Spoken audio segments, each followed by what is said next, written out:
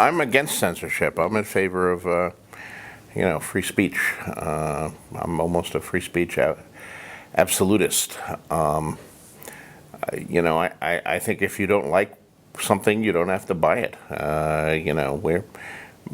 Television is full of channels that I have no interest in. I get a satellite TV thing, and I got like 20 shopping channels. I've never bought anything off a shopping channel. I never intend to buy anything off a shopping channel. It also has 20 Christian channels. I'm not interested in them either.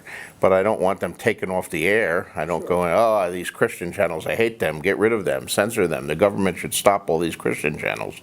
Let them have their channels. If you want a Christian channel, there it is. If you want a channel that has pornography on it, there's a channel that has pornography on it. If you want a channel that's full of right-wing people ranting, you have Fox. If you want a channel that has more of a left-wing slant, there are those too, like MSNBC. We can have all the channels we want. It's like newspapers or books, so there shouldn't be any censorship. Put all the stuff out there. I mean, John Milton said it centuries ago in Areopagitica, let truth and falsehood grapple in free and open encounter. I do think that, to get to one specific issue that is sometimes raised about our show, but that is really part of a larger issue, that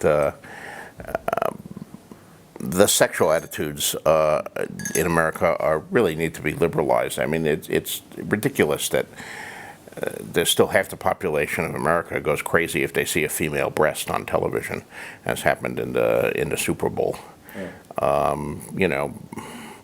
We have thousands of years of human history in which people have seen female breasts. You go to Italy and there's statues of naked women everywhere on the streets by, Michelangelo and other people, and naked angels, and there are breasts on all of them. And I think your television has breasts on it, if I'm not mistaken, and nobody goes crazy about it. But, we show the Super Bowl and Janet Jackson's blouse slips there, and suddenly it's a national scandal. It's all anybody's talking about for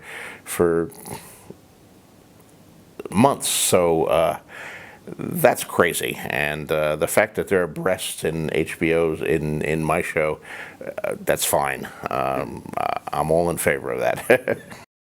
Well, I think that HBO, in America at least, HBO had a lot to do with it, and premium cable. We broke down the marketing. I mean, up to a certain point, even as recently as the 80s and 90s, when I was working primarily in television, there were just 4 networks, and they were all over the air. So they're going into every home in America. You turn on your television, there are these 4 networks, and they were reaching for a general audience. They felt the need to be extremely safe.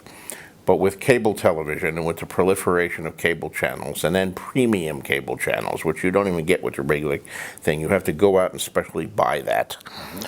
You could do more adult fare. You could do more niche fare. You didn't have to appeal to everybody. You could do something that you knew would shock some people and disturb some people, but that other people would want and would pay money for and would enjoy.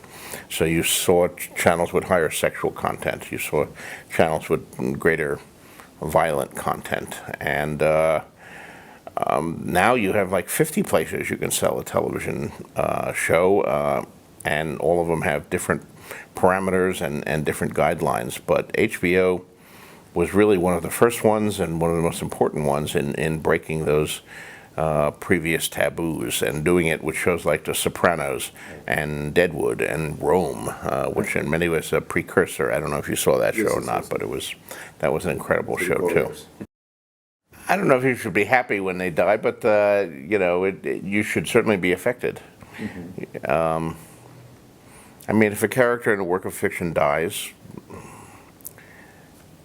and you don't care, then that work of fiction has failed on some level. It's not engaging you emotionally, and fiction is all about emotion.